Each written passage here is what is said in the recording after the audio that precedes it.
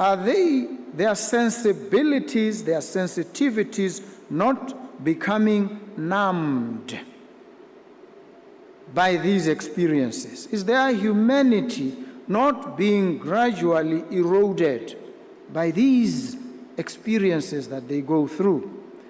Do these experiences not then predispose them to acting without regard for human life and human safety? We need to consider these issues. And when we consider them, it may become necessary to point out shortcomings in the systems that we use now. You might have to say privately, government is failing to take care of the following issues. The president also encouraged probing into issues surrounding ritual killings for better ways of dealing with such incidents. We need to have a conversation with the traditional healers for two primary reasons, in my view. You'll raise other reasons. The first is that they are the ones sometimes who tell individuals that their problems can only be solved if they sacrifice a fellow human being. But we also need to deal with them for the second primary reason, which is that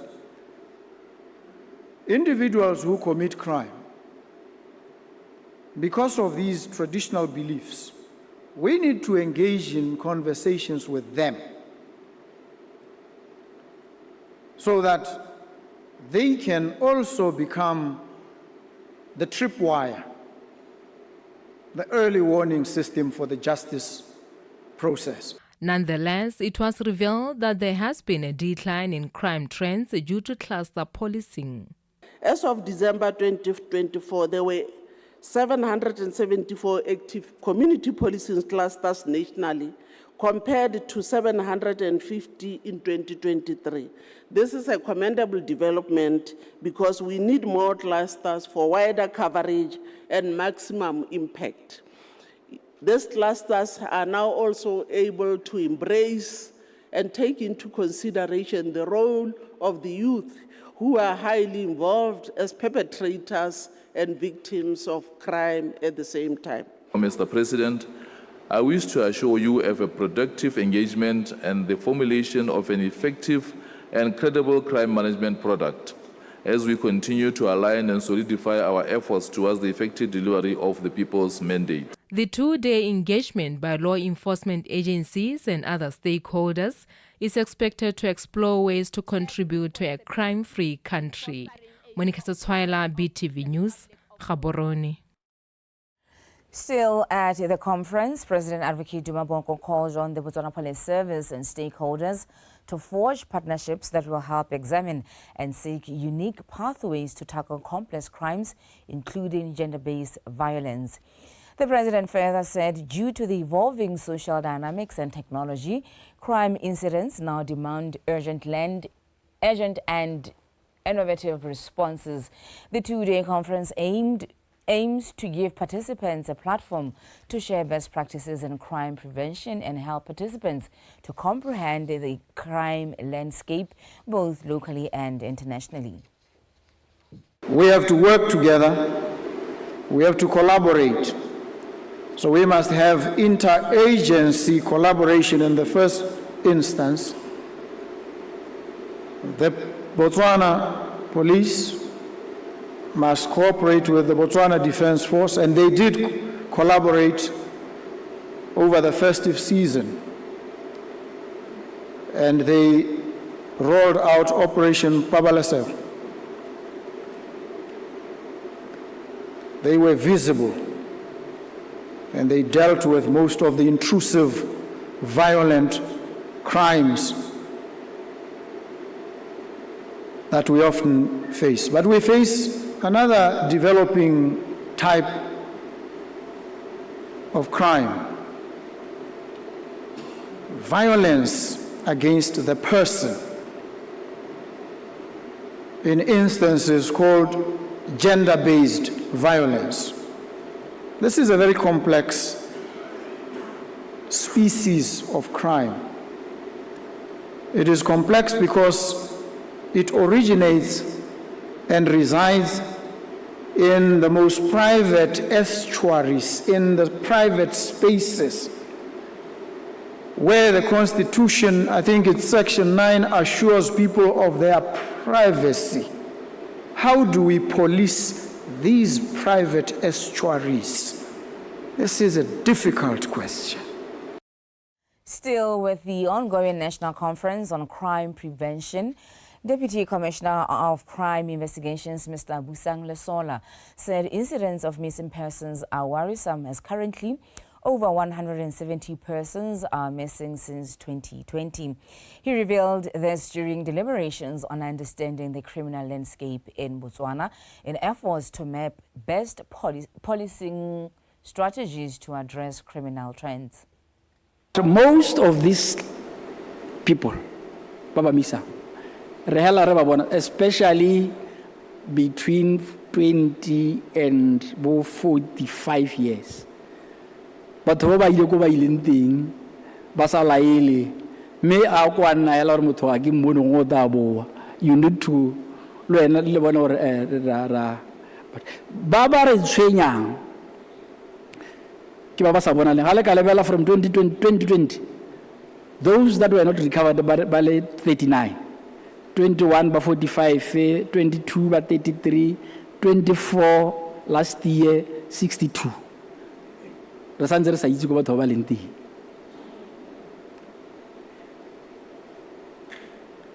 Ke tsone khantsere tse re kopanang le tsone. Ne se se re tshweyang thata ke go timela ga bananyana. Those ba under 15 years. Ke bona ba re tshwenya. Ke bona ba reng ha ba timetse. Re be re ipotsa re go ngwana wa 7 years a sa bolla mo lape wa ba robetse ha ka. Le motho o motona o itileng 60. O le re ga ke ya go kana se go tshwara bo 60 di tsala ga dikalo. O ka ga go. Ga o se go le tiripe ka lo ka re wa khakala. Ha re sa go bone sentse re belele. Ke bona ba re pala tse di tshwenya. Me bile bone ba ke bona e reng ga ntse re be re itala ba se mo botshelo because of different. In other news, the Botswana High Commissioner to India, Mr. Gilbert Mangole, has dismissed as misleading ongoing social media rumors about the execution of Lesedi Molapisi, a 30-year-old Botswana woman who is in jail in Bangladesh. Speaking to BTV News earlier, Ambassador Mangole said that Lesedi Molapisi is still awaiting her appeal hearing. On January 23rd, 2025, Molapisi was arrested after authorities discovered over 3.145 kilograms of heroin concealed in her luggage at Hazrat Shah Jalal International Airport. As far as we are concerned, we've lodged an appeal, and Ms. Molapisi is awaiting the hearing of her appeal. As we speak right now, we are waiting for the Court of Appeal in Bangladesh to give us a hearing date. So that is where things are. You will recall that when President Duma Boko came in, one of the initial pronouncements that he made was that he would like to take up this issue of Ms. Lesedi Molapisi diplomatically with a view to engaging Bangladesh authorities to request for a pardon. As far as that is concerned, overtures have already been made to the Bangladesh authorities. I personally have gone to Bangladesh, met with the foreign affairs officials, where I conveyed the wishes of my president. And later on, Honorable Minister of Foreign Affairs, Penny Butale, had the opportunity to speak to the Prime Minister of Bangladesh on this issue.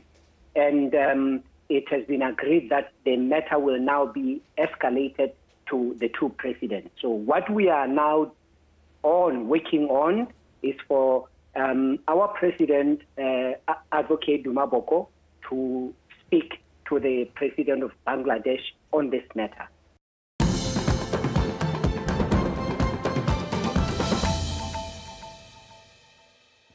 You're still with BTV News at 9. The Bubira district, which is grappling with poverty, limited development and a high unemployment rate, is turning to its natural resources for revival. The district leadership plans to leverage the region's fertile soil for horticulture and its cultural and ecological treasures for tourism. This was revealed by the council chairman, Mr. Johannes Hausikele, during a full council session on Tuesday. Mamusi Siska with more. In a firm address on Tuesday, District Council Chairperson Mr. Hausikele urged councillors to commit to a focused strategy aimed at harnessing the potential of horticulture and tourism sectors in the area.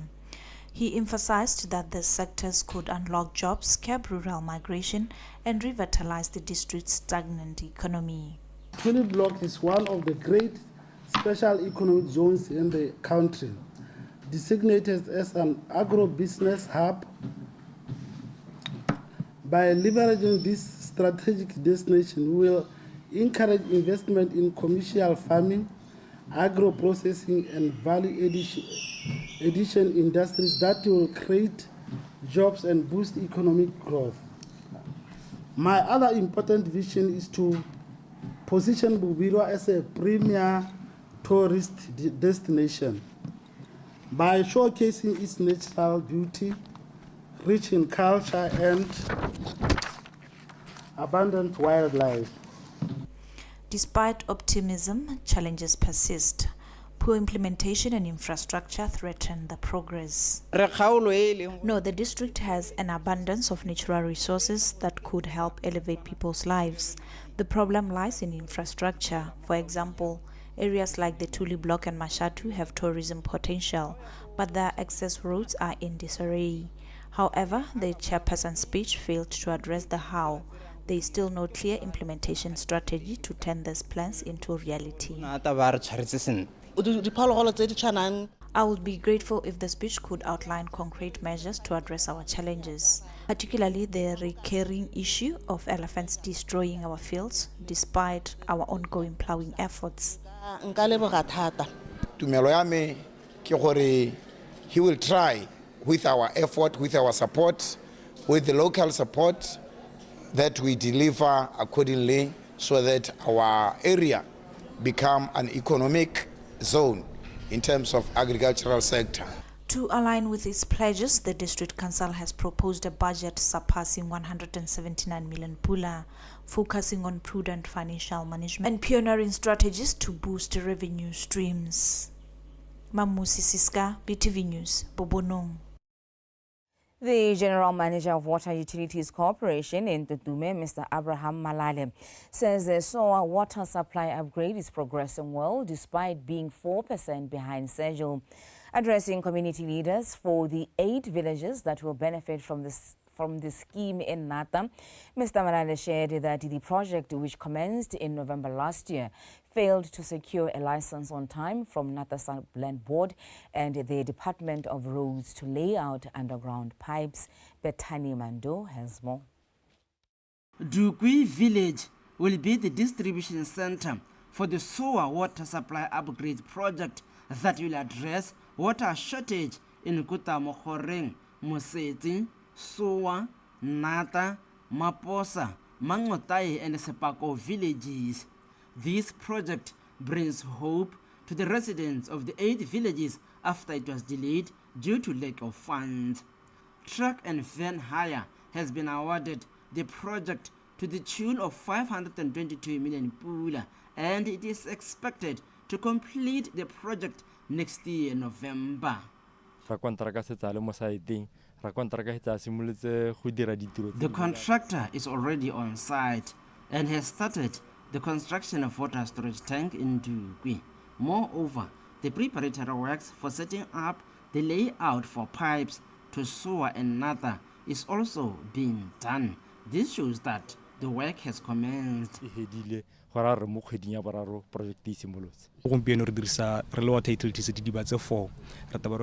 As Water Utilities Corporation, we are currently using 4 boreholes to pump water, and we are going to increase the number.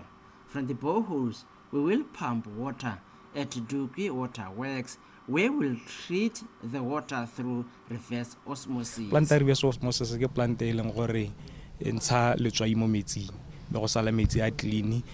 Despite the commencement, the project is still facing some few challenges. The project is delayed as we have not been given licenses by another supplement board and the roads department to start using their land. For the community leaders, this development will bring along the much needed jobs for the youth.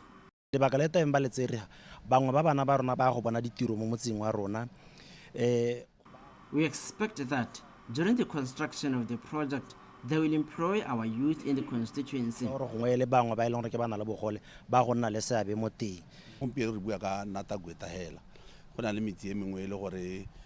This project addresses water challenges in Natagweta constituency only, and we will advise the corporation to carry out similar projects in other villages in Nkangi constituency.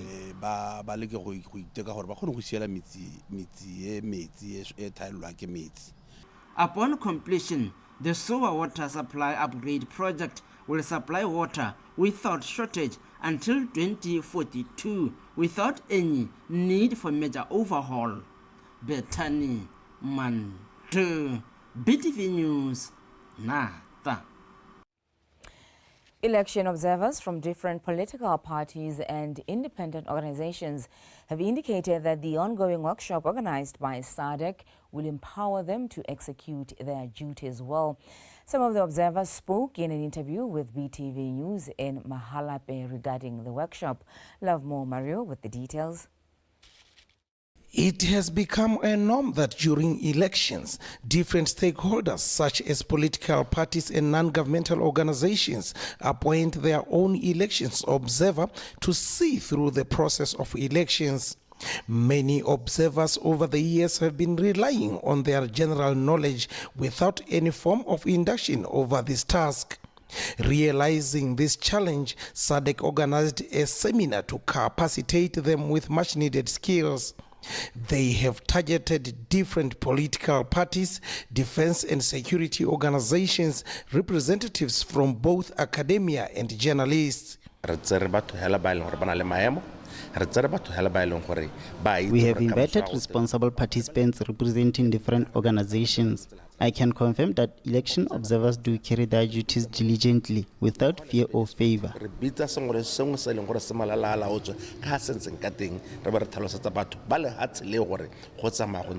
This seminar has also dealt with issues surrounding bribery or misconduct among elections observers, which are meant to entice them to produce reports in favor of certain parties.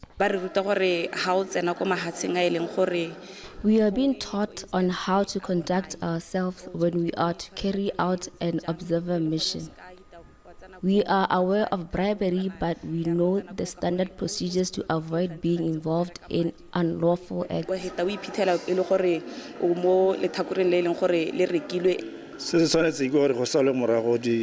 What needs to be done is to follow the principles and guidelines governing the democratic elections.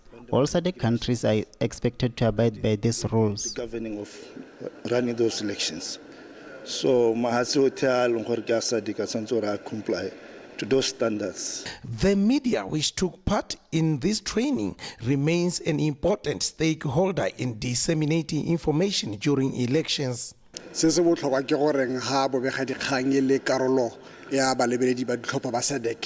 What's important is for the media to do thorough research about the political landscape and media practices within that country.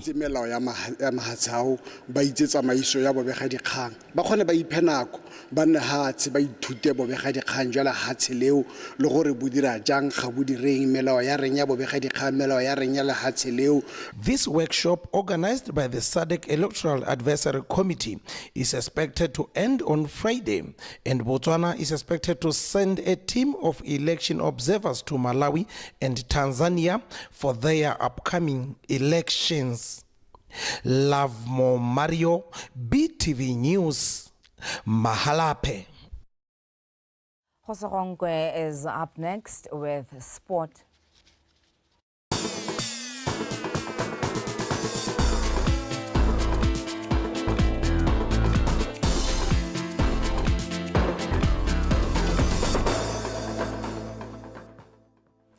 Let me thank you, Khomso, and good evening. And now we get into Botswana Tonight Sports News with me, Hosorongwe. And with that, let's get straight into the first story. Head coach of Botswana National Under-17 girls football team, Jacqueline Gaubinelwe, says that despite being eliminated from the 2005 World Cup qualifying, they have picked a lot of positives going forward. Gaubinelwe said this on Tuesday upon the team's arrival from Algeria, where they suffered a 4-0 defeat in the second leg of the second round of the qualifiers. Kagiso Molelokwa has the story. The local girls went to the second leg clash with a 2-1 lead from the first leg encounter played at Francistown last week, something which Coach Gaubinelwe applauded. When we left to Algeria, we really did 2-1. It was a very good result. In nearly 2-1, and then Algeria. We played well in the first leg, hence the good results. When we left for Algeria, we had a mission, which was to complete the good job we had started at home. However, we didn't get those results as we considered all those goals through set pieces. All in all, we played well. It's only that Algeria used their chances and they benefited from home ground advantage. But hela senka se buang ke gore ga re setse re ne re tshameka banyana ba rona ba ne ba tshameka bontle hela thata. I'll say that. It's only that we got scored from set pieces. She further pointed out that the knowledge and experience they've gained from the two-legged encounter will help them going forward. It's been a good experience for these girls, I'll say that. And the performance, improvement. Our players have learned the importance of game management, especially if the game is played in two legs. Again, those two encounters give our players exposure of competitive situations. First leg we won it, and then second leg also they had to make sure that they put all two in the game. So going forward, like let me just say banile exposure a relaying the international games, then bakadira botoka rile kwa Algeria really da 2-1 maybe re tla re lose. We went to Algeria leading 2-1 and you lost 4-0 in the second leg, which meant that we lost 5-2 on aggregate.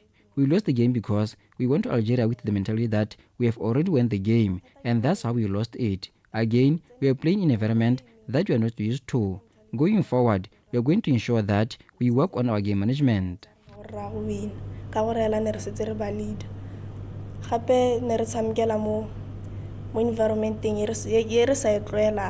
Like no le bosigo go le delight ne ba dirisa advantage ka di set piece as di player re thutile gore ha se gore ha le mo racing e be le leader first leg ha se gore le setse le win second leg go batla gore be le gagamatsa.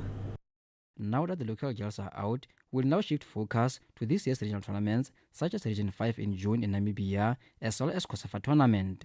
Kagiso Morelekwa, PTV Sport, Gaborone. And now in athletics news, the ongoing ASA Grand Prix 2 in South Africa, Kitlobogile Haingura dropped the Tokyo World Athletics Championships qualifying time of 1 minute 43.88 seconds, improving his personal best record in the men's 800 meters from 1 minute 43.94 seconds recorded in March 2024. Training and fellow country mates Tumon Kape and Tlhogonolo Mokgethi registered 1 minute 45.96 seconds and 1 minute 40 47.69 seconds, respectively. Meanwhile, another local lad, Sepiso Maselela, won the men's 1,500 meters with a personal best of 3 minutes, 35.26 seconds.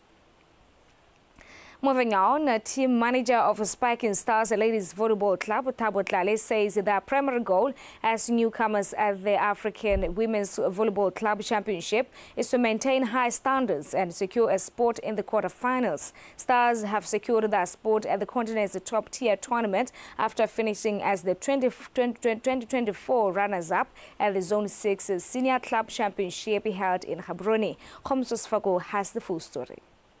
Stars, who are making their first appearance at the championship and has carved its name in the history books, joining the likes of Police 6 men's volleyball team, BDF ladies volleyball team, as well as Kutlwano, will use the championship to showcase their talent and raise the country's flag high.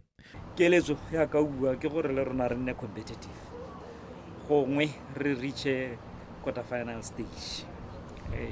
Ke se re se iletsang go ka tswa mo di group stages ra tsamela ha go dimonyana. Mme re lebile se ka gore bontsi ba di-team tse rang go tshameka le tsone, they are professional teams. Ke batho ba ileng gore ba tsoga volleyball, ba robala volleyball. We aim to go to Abuja and compete, and our aim is to reach the quarterfinals. Considering our current standards and the caliber of the teams we will face, we will be up against powerhouses clubs like Zamalek and Kenya Pipelines, who are performing exceptionally at high professional standard.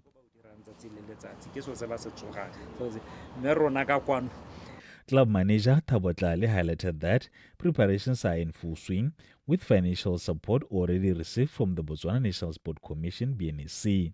However, he noted that additional funding from various stakeholders is crucial to cover all the expenses. Ba Botswana Sports, ba Botswana National Sports Commission, ka thuso ya ba Botswana Volleyball Federation. The team is rigorously preparing, both on and off the court. Training sessions are in full swing, and logistical planning is ongoing. However, financial constraints remain a challenge.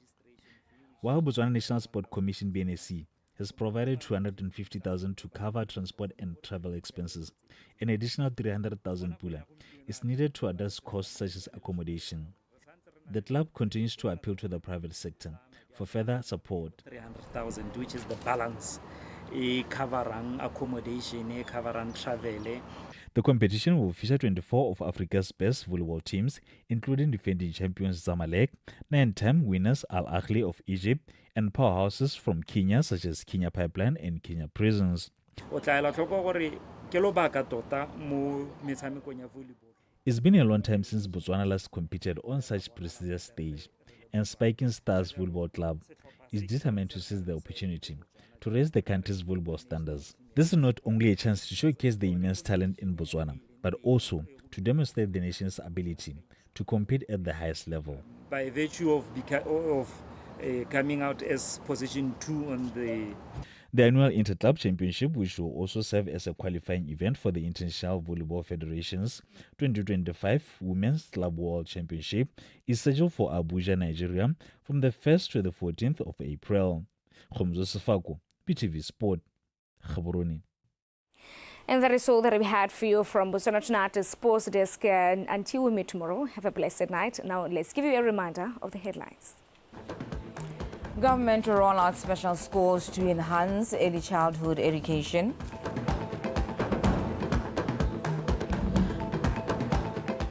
SOA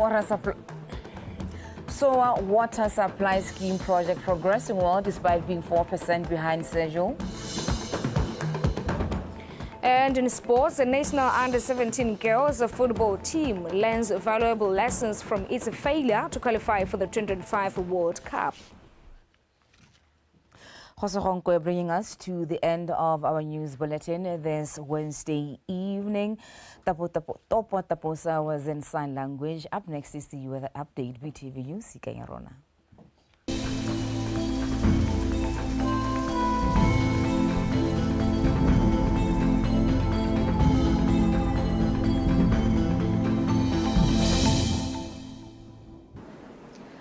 Good evening. Welcome to today's weather forecast. My name is Neo Atten. Well, for the past 1 week, we've been experiencing some dry conditions over most areas of the country.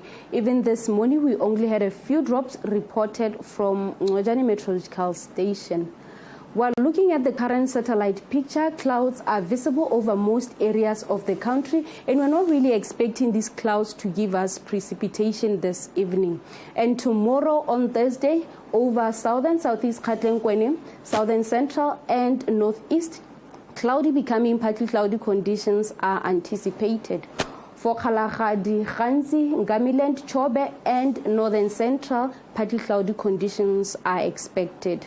In the morning, minimum temperatures will be mild over southern, southeast Gauteng, southern central, and northeast, with only 14 degrees Celsius over Francistown to 15 degrees Celsius at Johnny.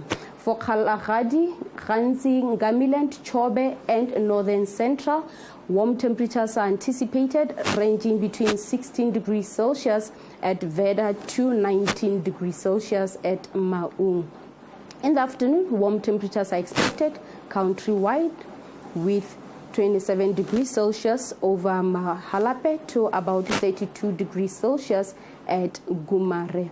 Now, looking into some cities in Africa, over Antananarivo, we're expecting partly cloudy conditions with 24 degrees Celsius. Showers of rainfall are expected over Dar es Salaam, Nairobi, Luanda, Windhoek, and Cape Town with 33 degrees Celsius over Dar es Salaam. We're expecting showers of rainfall over Rabat and Monrovia with 23 degrees Celsius over Rabat. Clear skies are expected over Khartoum, N'Djamena, and Tripoli with only 22 degrees Celsius over Tripoli. Well, that's all that I had for you. Until we meet again next time, good night.